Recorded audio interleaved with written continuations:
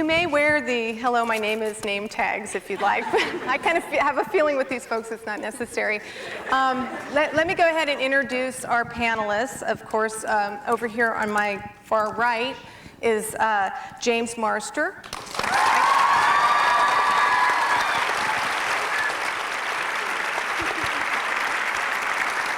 Next, we have Michelle Trachtenberg.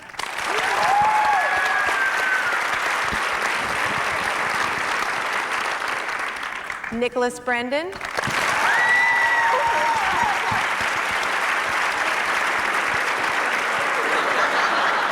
Don't look back.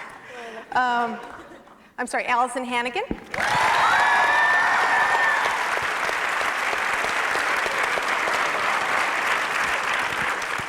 Creator, Joss Whedon.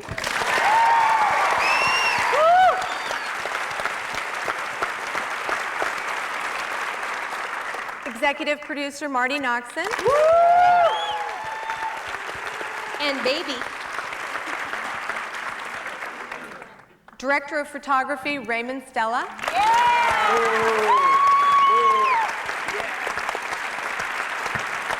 And production designer, Carrie Meyer.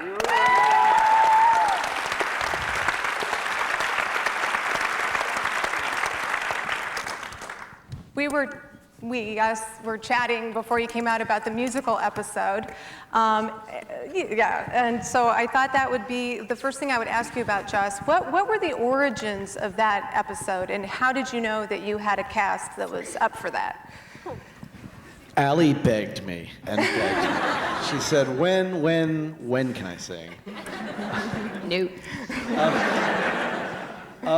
It sort of started in a roundabout way with James, actually, who, when we were making Fool for Love, his episode, he mentioned that it was like being in rep, doing all these different parts when he was playing Spike in his many guises from the past, and that made me think about that we should start doing some play readings, which we do at my house sometimes with some of the cast. At the first play readings, everybody was so terrified that we got a little drunk. And look what happened. Yeah, we suddenly.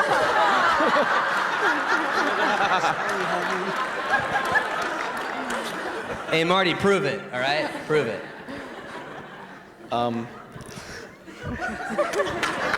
Nothing I say could be that interesting.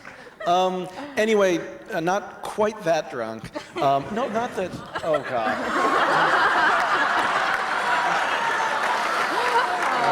That's coming back to haunt me. That's bad.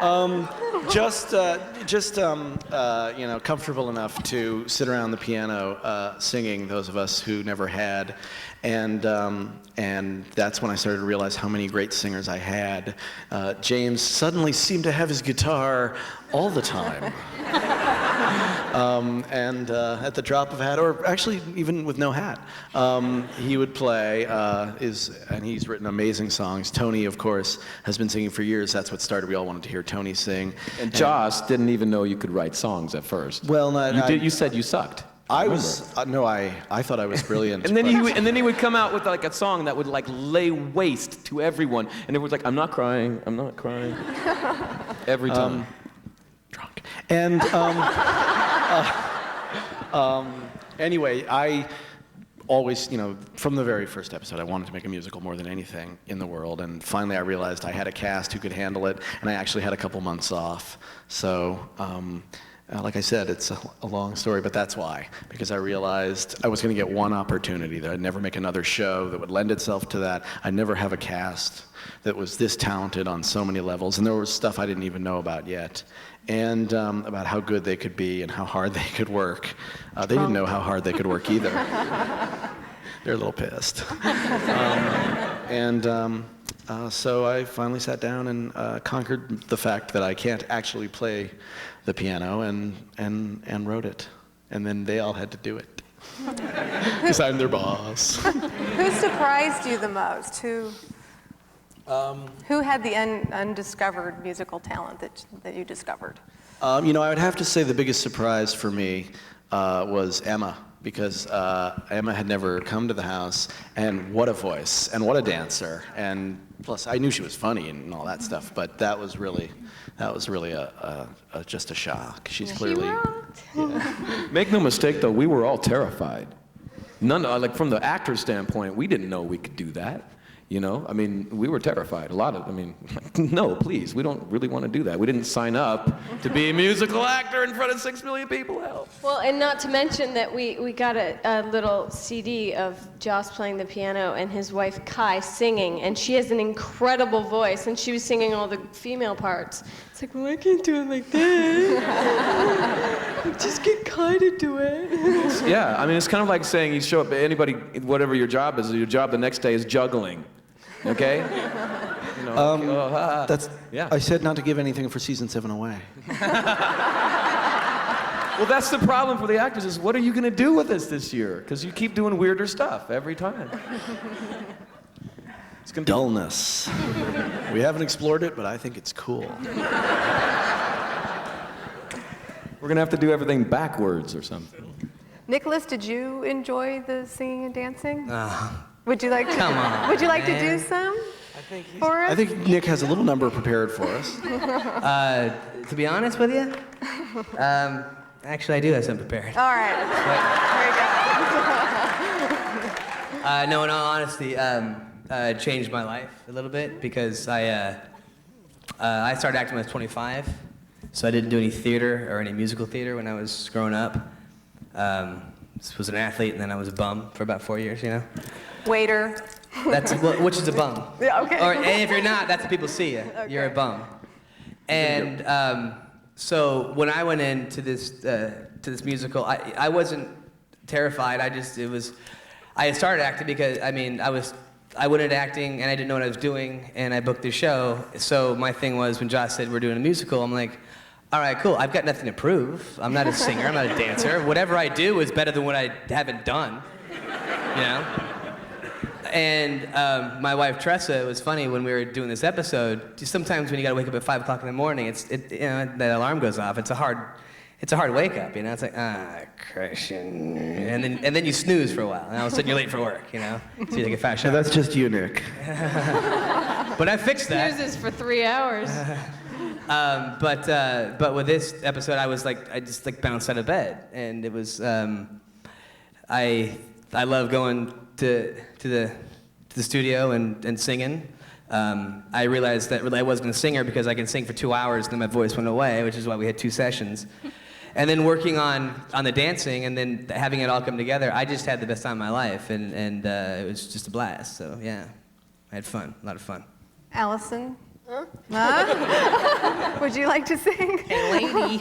I constantly threatened laryngitis and never wanted to be, no. So I have very, very little singing in the musical, but once I found out the magics of technology, wow, I would have been, give me a solo, Joss. We didn't use any of those things. Right. Oh, yeah, sorry. I would have been a little more confident, I think, but yeah. And how about you, Michelle? Yes, that was my next question. Very good. You were enthusiastic at first, as I recall. Oh, woohoo was the first word that came to my head. Singing makes me very, very nervous, but it's all your fault. I love dancing, and that was my thing. I requested very little singing and a whole lot of dancing, and you actually choreographed. Joss did the whole thing. He showed me the loops and the jumps and the flips. And he was wearing the same costume, which was kind of odd. It's very odd, but I was They're worried it wouldn't look good on slimming, me. okay? But it was a lot of fun afterwards. Allison threatened laryngitis, and I actually had it. So I had psychosomatic tonsillitis. I was so petrified. The thing was, everybody had a different reaction when I first told them, and it really did run the gamut from extreme joy to large hatred, and And fear in between. and some in between. There was some joyful hatred, and. No, just fear. But because I knew who loved to sing, who was afraid to sing, who had what, I had everybody's range. I knew that Michelle wanted to dance. We broke the story around everybody's particular wants and talents, so that I knew Amber sings a ballad. She's a ballad singer. Same with Tony. James is going to sing some rock and roll because he's James, and he's Spike too. So it worked out pretty well. And once we'd recorded everything, which was a difficult, arduous, and endless process, and dance rehearsals and all the things, all the while shooting the show. So when I stress how hard everybody worked, I'm not kidding. I've never seen anybody, any television crew or cast work that hard ever. Once we got there and into it, everybody just shone. I mean, there is like, every single one of them, because I've watched that thing more times than anybody. Because I'm an incredible narcissist. And it's just extraordinary to me to see, and it was on set every day, everybody just glowing like they lived in a musical. Nobody came to work and said, I'm nervous, I have to dance. They all came to work and said, this is what my life is now. I sing and dance. And It was like bungee jumping. yeah. And our crew sang Exhilarating. too. They were so Yes. sweet. They'd just hum along. Yeah, well, every day was a In different between song, and by takes. the end, everybody was sick of it and humming it. Jess kept yelling at me because while I was dancing, I was singing the lyrics, and it was just not good because I didn't have to know the lyrics. It was supposed to be magic. No magic. I knew them. Carrie, what were some of the challenges in creating sets that could be used? Pretty much, we almost shot the entire show on existing sets, except for some locations which we had to go find. Those And sets building rock. the big staircase for the tap dancing. A big staircase for the stage. Come on, that's a thing. Yeah, okay. Well, that was the one thing we added to a set, yeah. Now, you mentioned to me back there that you've created, is it 200 sets at least for Buffy since in the 6 years? I mean, that was just a guess, but yeah, I think we've, we average like, I can't even say, at least 200 sets we've built for over 6 years. Is there one that you're particularly proud of? That's your favorite set that you've created? I guess it probably the mansion, the vampire mansion from second season. That's very cool. Yeah, the second half of second season. Oh, come on. I like the The library. meat packing of the first half of the second. The meat packing, Spike and Drusilla's, yeah. That was, I like the that was one, killer the sets. one that was the church and the library and Adam's Lair and like 14,000. Well, yeah, I mean, we- Then you used it for the Okay, we built 200 sewers. sets, but we would take like one set and make it Yeah. into 15 different sets.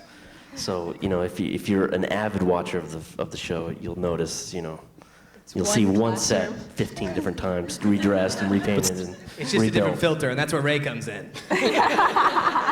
That's right. Seriously, though, when it comes out on DVD, a lot of people are going to appreciate the sets that you make because they're so detailed. They're really on par with a feature, where a feature has to be believable when it's blown up to this size, which means that it all has to look real when you're walking through it. And a lot of times a TV set doesn't look that real because it doesn't have to. It's so small and so fuzzy. But your stuff, I swear to God, even going down the back alley, everything that's just brand new, it's just so heavily textured. The other Seriously, thing props, man. about the infamous musical was that a lot of the things I saw for the first time, partially because it does look different than any episode we've ever done.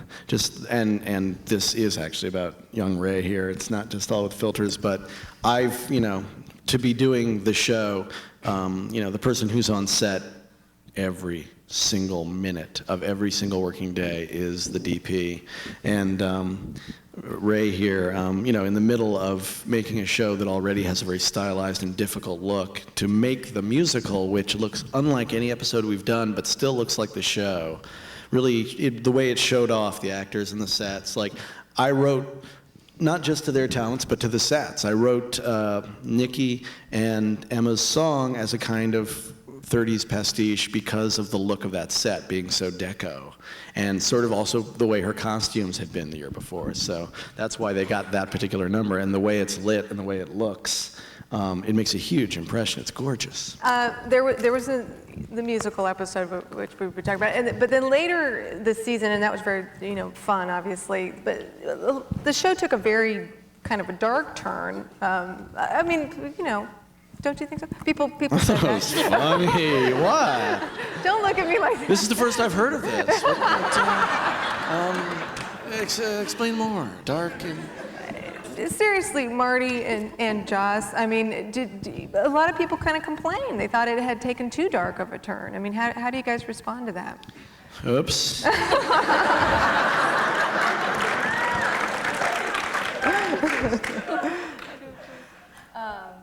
With the mic. With the mic. Okay, I was talking to the mic. You probably could. He was saying, "I liked it, mommy." I think it was so much a response to the relationship that Buffy found herself in with Spike. Really drove, to my mind, so much of the second half of the season, and then of course the turn with Willow. And I don't know if we ever stopped to think that these storylines would be going on at the same time. We did have a mission statement, which was like, they get out in the world, and it's really hard. I don't think we understood exactly how disturbing we were going to get, and but that was sort of the idea. It was to get them to a really dark place, and particularly towards the end, Willow's character. But that's partially because there were things we wanted to explore that really were dark, and partially because it's nice to be able to give that to your actors, even though occasionally you can depress them to death. To be able to, I mean, come on, how about Dark Willow? She was so cool.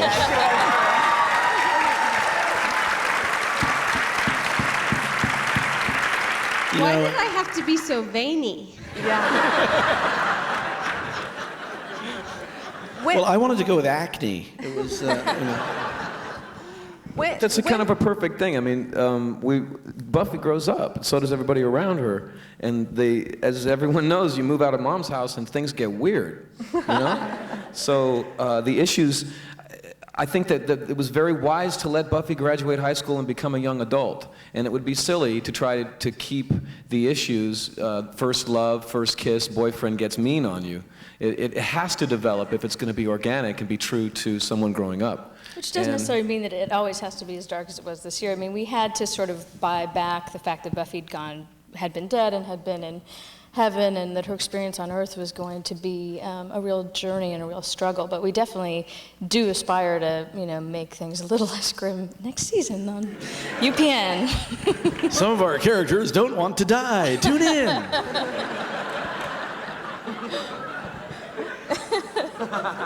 Allison, when did you know that Willow was going to try to destroy the world?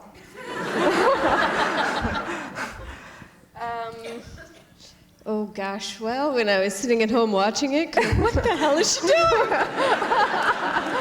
She can't By create the new 9th memories. month, we're just like, oh, I can't see. Okay, what are my lines? Or no. It was. I've got black hair. Why? What happened? I had little just hints, I guess, but. Black hair being one of them. Yeah. And then the contacts My makeup was the main hint. When my makeup call became like an hour earlier, I was like, wait a minute, what is this about? I don't know. I guess I just sort of got the scripts and figured out that, oh dear, it's getting worse. I thought we had long talks about this. I found out a lot through my boyfriend. Yes. You talked to my boyfriend more than you did. I found out through him that I was gonna go all of you. I knew the book sucking thing. That was cool. Who hasn't sucked a book from time to time, huh? I knew how my hair was gonna get black and why, but I didn't know about the whole Flaying? Yeah. Oopsie. The flaying was cool. Yeah, man, I know a lot of chicks who were into that, actually. They like roaring for you. Do it again! It was great. I was eating Chinese food when I saw that. I haven't I stopped eating Chinese food after I saw that. I just saw it in person. I haven't seen it on, but it was gooey. And Nicholas, you saved the world at the end. I gotta tell you, not my first time. And right now I'm in talks with Sharon. It's weird. No, once you do it, these people think it's real, I'm going to see Putin in Russia in a week. My book is filled right now, at least until we go back to work. I'm gonna do some good work, people, okay? You are gonna... The war is over, so says Nick Brendan. There's a lot of people that you need to remind about your preschool experience together. Yeah, He'll tell Arafat about his crayon.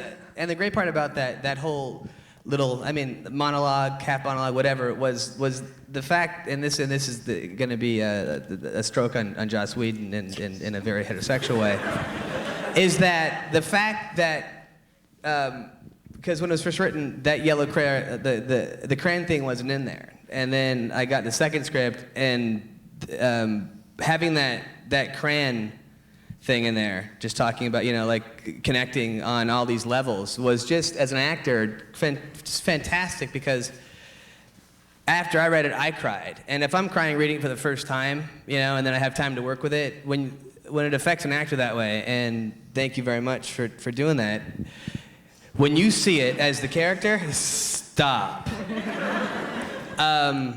That's called talent, and that's called texture, and any actor, like anyone who's lucky to have what I have, and I am very lucky to be here right now, and then also to be saying the words and have someone like Joss Whedon in my life, and having lines like that to say, it makes it a lot easier on you, and it was just, my whole, if I can, in a nutshell, break down last season, I'm gonna say yellow crayon, because that's what it was, and it was awesome.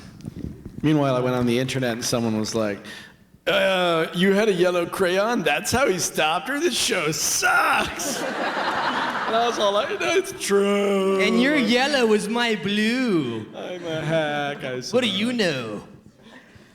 Well, I think our writers, Marty and Joss, are really wonderful in that sense. They kind of, like Joss was saying about the musical, he catered it to each one of our individual, needs and talents.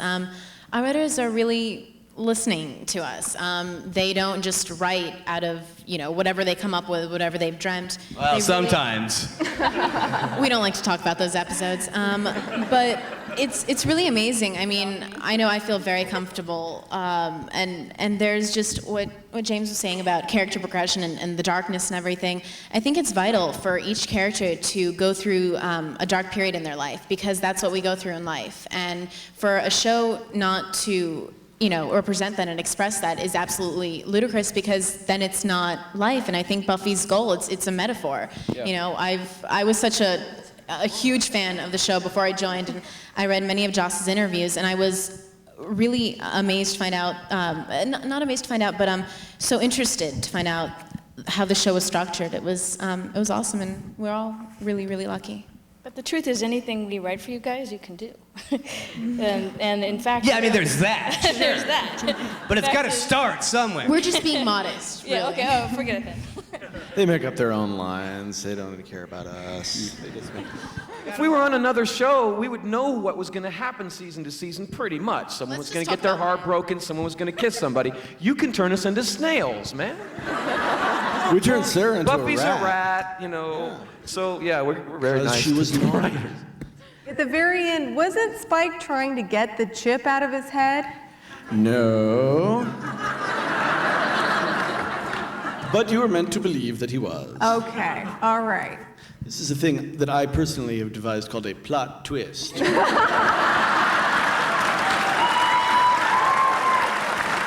I think it's going to catch on with the young people. Which actually, Joss bought the rights too, so whenever there's a plot twist, he gets paid now. It was surprising. It was good. It was a good twist. Well, it will pay off. No. I'm not crazy. The show's not over yet, correct? What? The show's not done yet, so We don't have any scripts. So there's a plot twist for a next reason. season, but- It's not a movie. Everything's not done. So. But we do have next year figured out, and this is the part where I get to not say anything about it. Right. But always fun for everyone. But we're actually really excited. Again. But Spike will have a soul. Yes, and that always Vampire works out with really a well, and it's very simple. Yes. And is this going to be like an angel kind of thing where he's not going to be able to have sex anymore? It's all she can talk And they get a about. timeout for you. It's Bad all idea. sex, bad, sex, bad sex, sex. idea. I think it'd be I bad think to our retread show Angel. clearly comes down against sex before marriage. And so, no, it's, if it's like an angel thing, that will be embarrassing because we have an angel thing going on another network. Yes. That was the other thing you invented, originality, right? Yeah, the Along with the spin plot off twist. is Gotcha, also, okay. again, for me. But no, hopefully it will be very different from Angel. Obviously, there's some similar things that are going to happen, but oh my God, it's not going to be anything that Spike has ever gone through, and if we're lucky, it's not going to be anything James has ever had to portray because it's fun to challenge him. James is the one who, when I did the musical, said, well, let's face it, if we're not getting this shit scared out of us once a year, we're not working hard enough.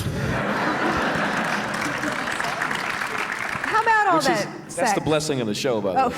After 5 years, most actors are bored to tears. Yeah. You know, we're terrified. It's a blessing. Okay, but let's talk about the sex. Or let's talk about snails. Which one do you want to talk about? Speaking about being terrified, let's talk about About sex. sex. There we go. There's just a lot of sex, and I'm just logistically, how did you guys work that out? I mean, I'll let you guys When a take man this loves one. a woman. Logistically, how did we work it out? Marty should Logistically, take I was in a sock, and Sarah was fully clothed again. this is what I want to know. There you go. Did you guys notice that? All of our sexy scenes? Sarah can just like every day sit back and giggle at James and his little sock. Big sock. Damn.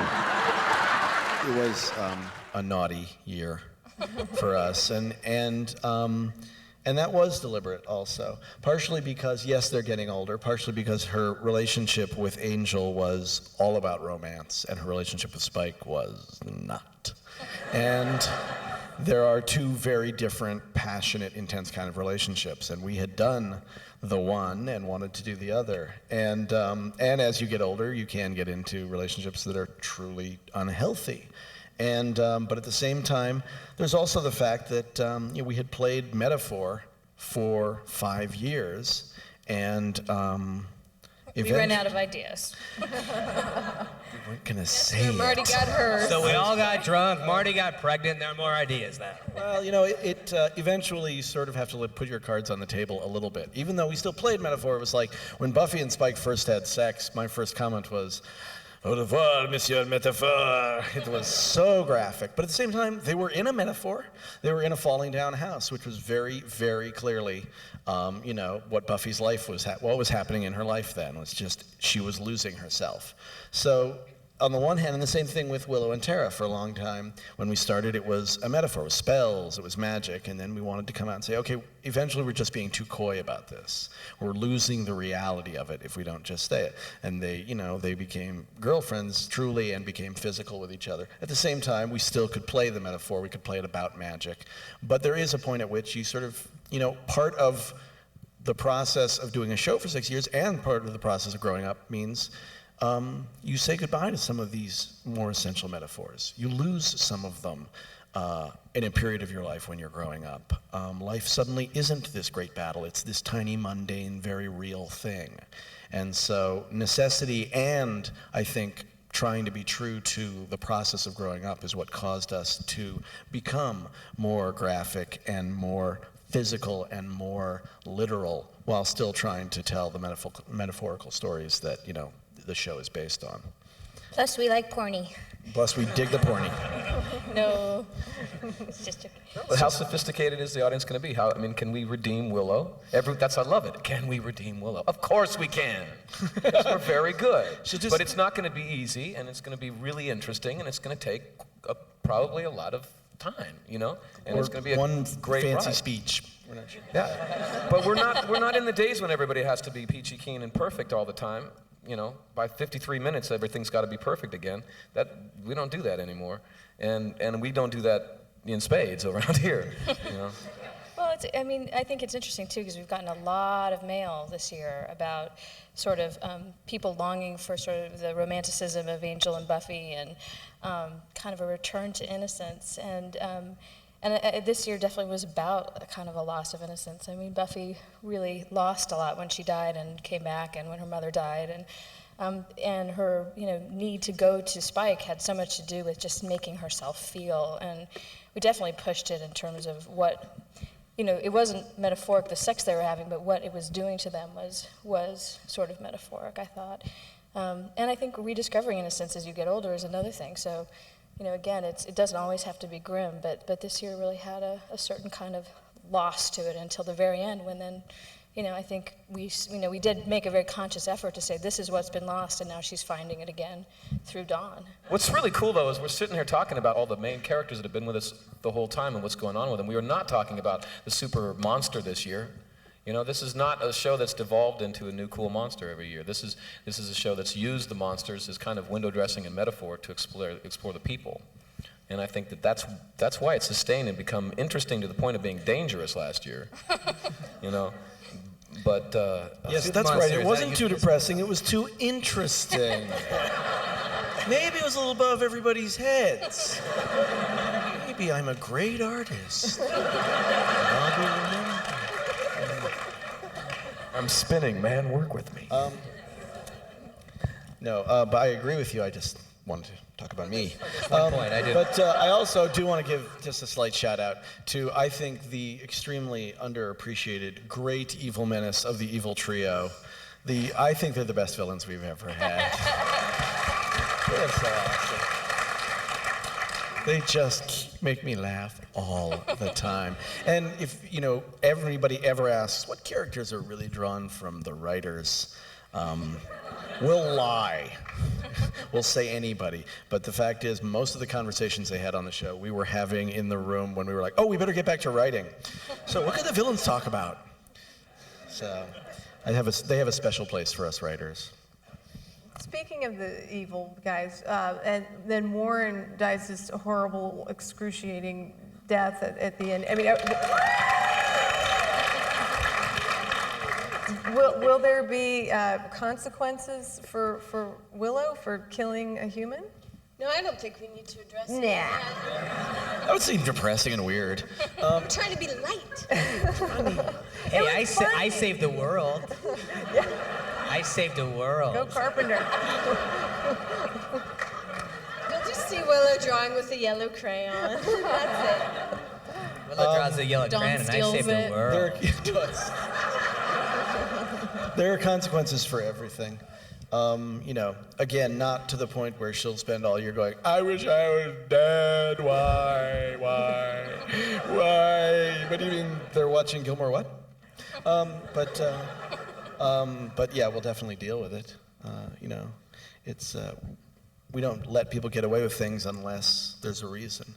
Tony got away with it last year, the year before rather. That's right. He killed a person. That's right. And nobody ever found out. But he's in jail now. That's where he went. No, I didn't mean on TV. I meant in Oh, in real life. It wasn't real. I swear. I'm in jail. What if... That was funny, by the way. Will he be back? I'm actually hoping that we'll get to see a good deal more of Tony this year than last year.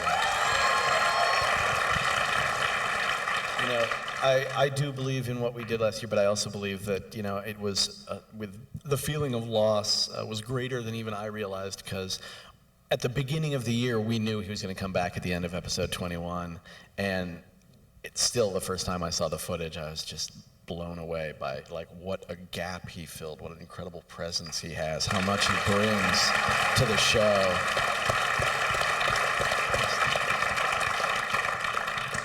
does he have is there a show on the BBC with? There's actually, he has been doing a show on the BBC, but not the one that we're developing. But we are developing something for that character for the BBC. It's taking a little time. Do you feel sometimes that you're spread too thin, or are you able to juggle all these balls at once? Yes. Both always, and I felt it in the first year of Buffy. As I have more work, I have more people like Marty Noxon in my life that I can leave to mind the store with complete confidence. And we have an incredible writing staff, and an incredible crew, and and these bums over here, and people with whom I trust my artistic life, and that's what makes the difference. That, and I'm a little more focused than I was in the first year, because you have no choice. There's not one of the shows that's going to say, hey, you know what, this week you don't have to do an app, you're tired, it's okay, it can suck. You find it. You find the time. And I don't think there's ever been an episode of Buffy that sucked, but... Sweet. Again, I love you.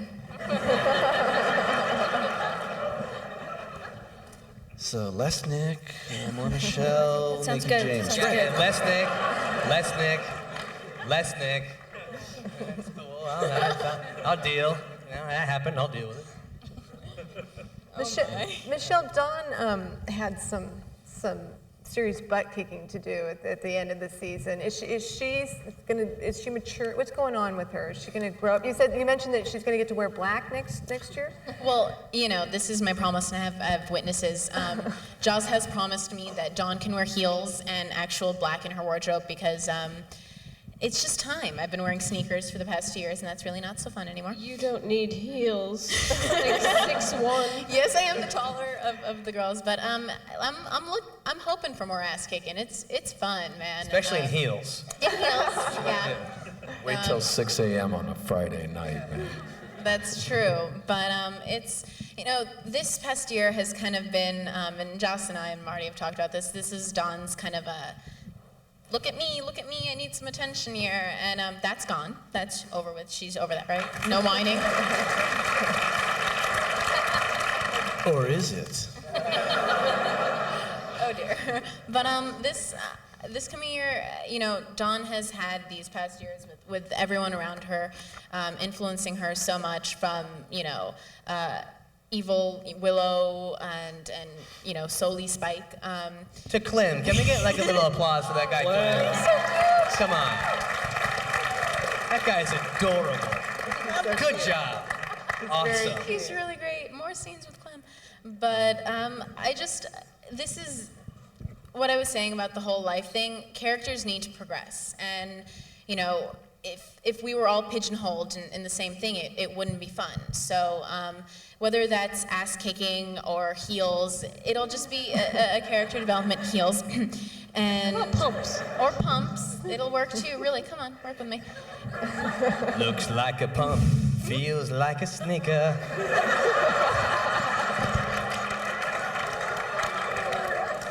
We didn't give him his medication today. We're so sorry. Damn.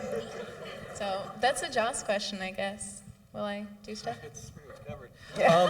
No, obviously. And to you. To me, what Dawn was going through is very real, but then people were like, well, she has been complaining for an entire season. And, I think she'll move from whining to moping. And I think we'll begin to see some of the sulking that she hasn't really had a chance to do. I will tell you this. Next season... no more kill Dawn emails, because those were not fun. Dawn will get to, grow up like everybody does on the show, and she's at a particularly delicate place, because right now she's the age Buffy was when the show started. So we'll be able to explore a lot more issues in her life and see a lot more colors from her, and including black. Yes, I promised. And we'll get into her life somewhat more as well, because the first episode will begin with the grand reopening of the Sunnydale High School. So we will come full circle. And aren't I Screech, and I'm working with Mr. Belding? You know it. Awesome. No matter what we write for him, screech. It's weird. Or AC Slater, whichever one you want to do. I'll be there for you. Amber Benson, we haven't really talked about her yet.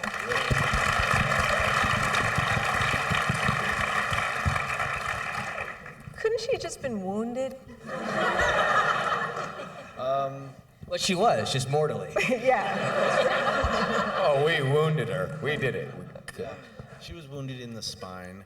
No, she's dead. Yeah. It's sad, I hope. Because if people were laughing, we failed big time. But yeah, I mean, that's obviously been quite a controversial issue, but it was so hard for us, not just because we love that relationship, because we love working with Amber and have for many years, but she knew for a long while what was coming. It was still really hard on everybody to do it. But I think that probably proves that we were right.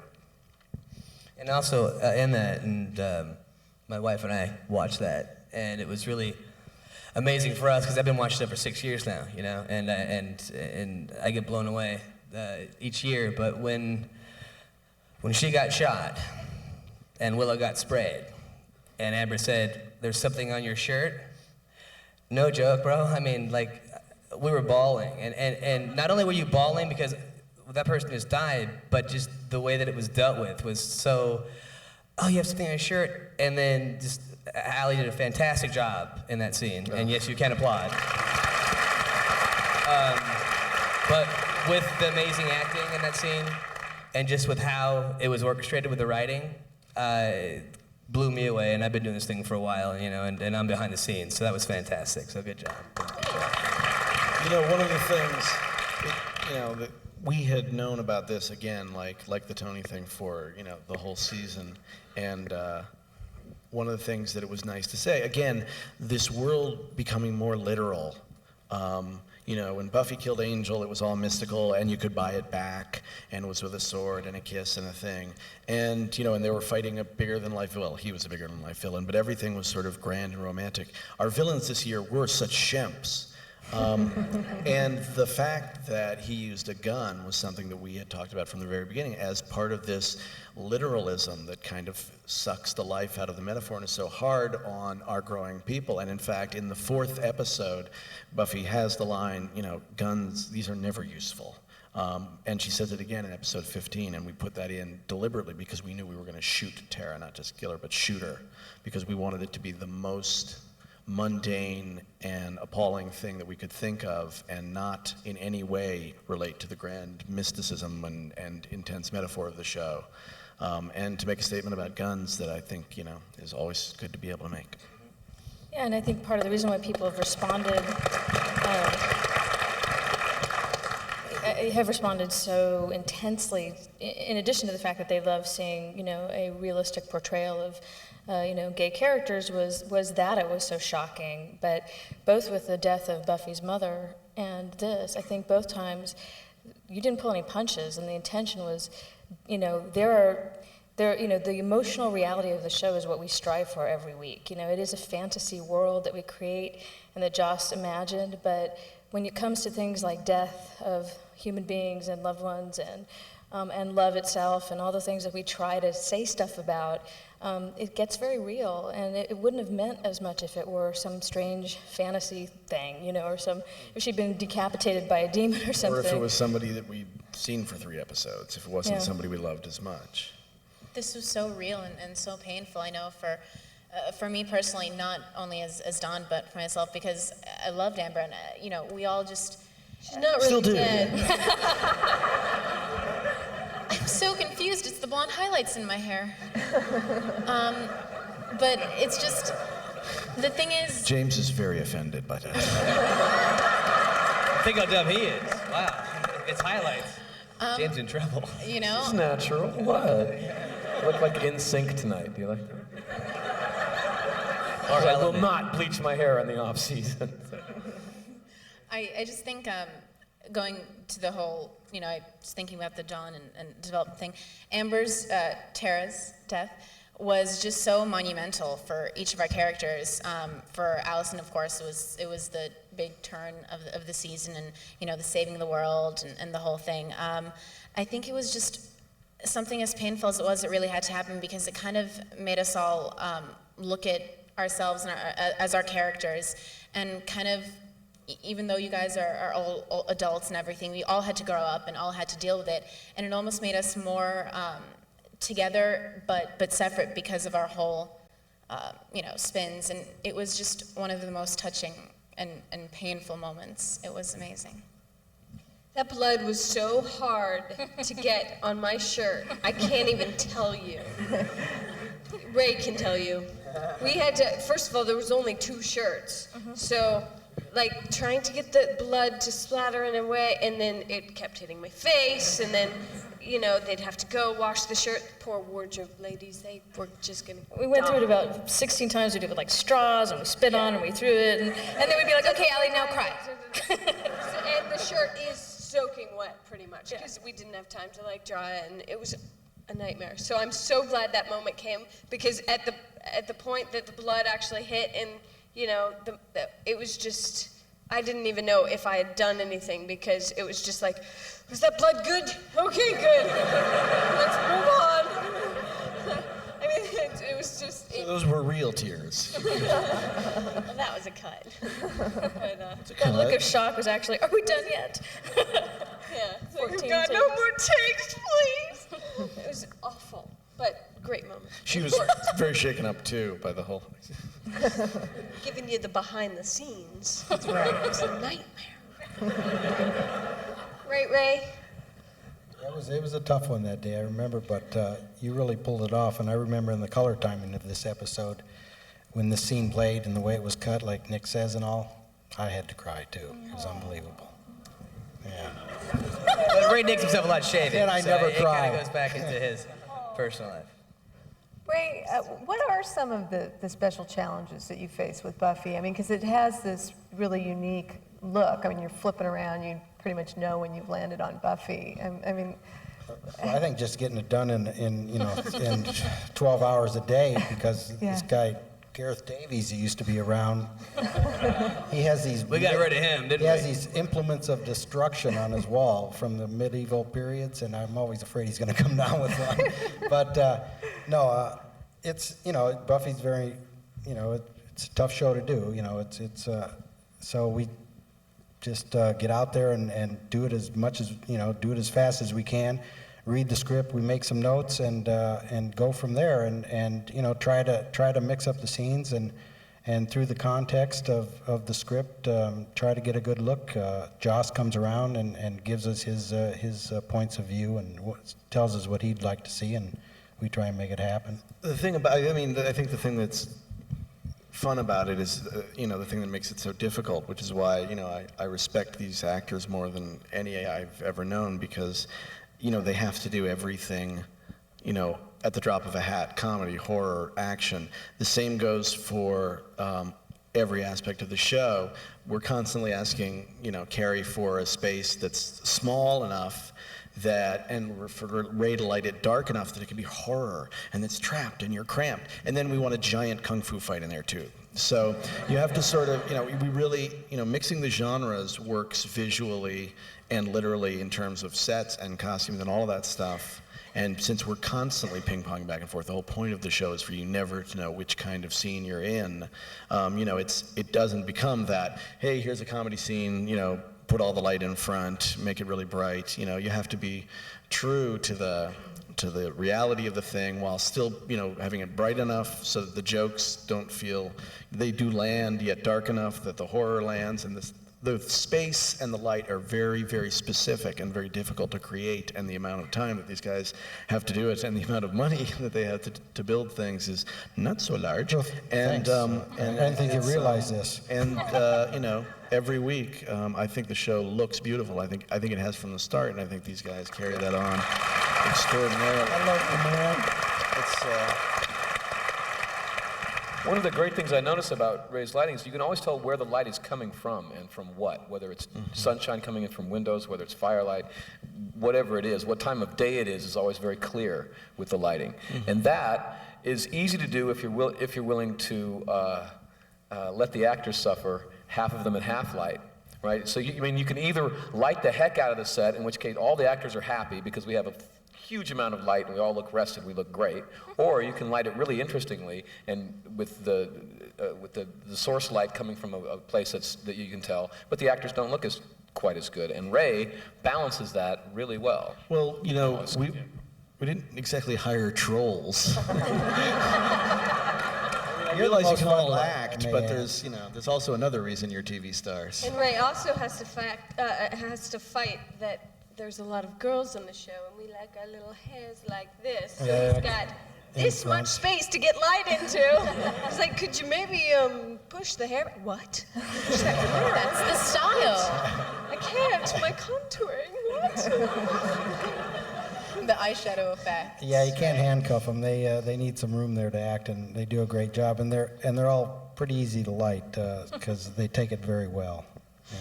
And I'm pretty lucky when it comes to that. Nice. But I mean, seriously, you can see that we spend more time than other shows. I mean, the crew calls the show around town. It's called Buffy the Weekend Killer because we don't get. But because we're all straining towards something better, we know that we can if we just put a little extra effort into it. And it doesn't really play so much for the actors who don't have to be there the whole time, but the crew. And also, exactly, yeah, I mean, if we can just, if you guys just applaud, because those guys... 12-hour day is the 5 days a week, 15-hour days. I mean, we have our time, but those guys make it happen. There's like most TV shows, if you work a 12-hour day, that's the max. That's like, we worked a 12-hour day last month. It's a big deal. If we work or if the crew works less than 12 hours a day, that's a special thing on Buffy. I know it's hard work, but it's fun because we all love what we do. We come there, we can just tell because Ray's so nice is because he wants to be there every day. And our writers like writing for us because we love speaking their words. And we work hard for you guys. Well, so Ray thank really... you for coming out here to begin with and for watching us. You've assembled a a group of people that really kind of care about each other, frankly. The crew. Well, I mean, we've been together like 6 years. When we started talking, it seems like years ago. I was talking about how the musical started, and it just everything. It came from that episode we were doing, which we were so excited when we were working on it, and it was so much fun to make, and it led to so much more. And it really does come from these people on both sides of me. Carrie is working on Firefly, but he's also working on Buffy. And yeah, a lot of the people from Buffy and Angel went to Firefly because, they had been on the shows for a long time and they wanted to move on. And to be able to have that rather than just doing something completely different, just increasing the family and keeping it within the circle, because the circle really exists between what we get back from you, what we give to each other, what we get from Ray. Everything Allison said, since I don't get lit, I think I can say this without being accused of looking for the light, is true. It's the energy that's on a set, a lot of it comes from the DP, and that's really, really important. And I think the energy on set is really good. I've been on the other kind of show, and it feeds us. It does. My love for these guys, makes me want to work harder for them, and that applies to every single crew member. And you can tell when we did the musical, you can tell when the dolly grip is really excited about a camera move because he understands it's part of the story. He doesn't he's not punching a clock. He's telling a story. And I think every single person, the sound guy, every single person on the set has a chance to feel that because the actors feel it, because the people who are setting the tone like Ray and Marty feel it, because everybody in every department is going to be pushed as hard as they can to work as well as they can and going to be appreciated for it, because if they didn't do it, I couldn't do it. None of us could, and the thing would collapse. So you're trying everybody to save loves your ass everybody. with Wayne, aren't you? What? You really are. You were so specific. I remember that. Wayne is the dolly, is the dolly grip. He's fabulous, but you were making him clear the pole on the third beat of the second measure. I mean that's. No. And he was grumbling, but at the same time, when he got it right, he would come on, I got it, mate, it's great. Wayne grumble? I mean, I feel none of us ever have to worry because not only are we surrounded by a great crew and a truly great, DP, we just, we're told when we suck. We can do an awful take and Joss come up and be like, yeah. Yeah, I wouldn't have done it that way. He's like, let's try it this way. And he never tells us we're wrong, but I know that the take that's going to be printed is not going to be awful because there's just a whole trust thing. With the body, we did about 25 takes of, is she dead? Is she dead? With Mom lying on the ground. And it was the last take, and every time it was just a little bit here and just a little bit there. And I was so freaked out because, that's so much pressure. But in the end, the take that was picked, it's all about trust. It's great. I also, I'm being very facetious when I say we feel cheated on, because I don't think, by other shows, because I don't believe that Joss would never go do something else unless he felt like it was time in a way, and that the show had enough of a feeling of community and family and a sense of a staff of writers who have developed. We have incredible writers. Every person on our staff could run their own show, could write and run their own show. Well, yes, among others. I wasn't going to mention him. And I think that one thing I can say about you among many things, and I feel like we're sort of falling into the aren't we incredible show, but it's really truly true that Joss would never leave to do another show unless he felt like Buffy would be as good as ever, and he will work as hard as he can to make sure that that is true. I have no doubt that we're going to be just fine, and that he's going to, give himself to everything as much, because it seems like he's just got this scary alien ability to just do more. It makes him do more. The thing about Joss is that he knows he knows where each character will be in like 20 years. He's that specific. When we were doing the musical episode, we were trying to figure out all the color schemes and how everything was going to work, like in the bronze with the dance and everything. And I forgot what I said, but I made a comment, and Joss was like, "Oh, honey, I will pick the color of your socks. That's how specific I will be." So he's a perfectionist, but it makes us work harder, and we're really damn proud of it. Yeah. For God's sake, somebody ask a question. I know. You know what? It's the end. That's a good question. So it's not really a question, but it's well, I guess we could. No, but we all have actually question booths outside. $5 a question. That's right. I'm on Lancashire. Allie's on Riverside. That's right. Well, let me just ask you this though. Find her. Is there anything that you can tell us about next season? Is there just like one thing that you can say? I did. Weren't you listening to the whole high school thing? I can tell you this, that It's huge. it's a large If I had thing. said that, I'd be dead next season. He's gonna bring the high school back. Oh dear. Just forget I said that. Ray, get the old lady filter. Get the Channing. Is the Double Meat Palace coming back? No. Actually, interestingly enough, the Double Meat Palace is this, in the episode with the most sex and the most controversy we've ever had, the Double Meat Palace was the only thing we ever did that made advertisers pull out. They did not like us making fun of fast food. They felt that was a terrible idea, and wouldn't it be nice if we stopped? So that's the most controversial thing we have ever ended up doing, was the Double Meat Palace. Oh, that's so funny. Sarah is very upset about not getting to wear the hat anymore, but that's a pain she's going to take. She's going to use that pain in her acting. She loved that. What I can say about next year is, the reopening of the high school is. I think she said keels, not heels. I know. Skin wear. Is where we're starting, and it represents a lot of what we're talking about in terms of getting back to the very first mission statement of the show. We've explored the very dark side of power, and although next year will contain much horror and anguish, as it always does, next year is really about the original statement of the show, which is the joy of female power, of having it, using it, sharing it. And Willow dies.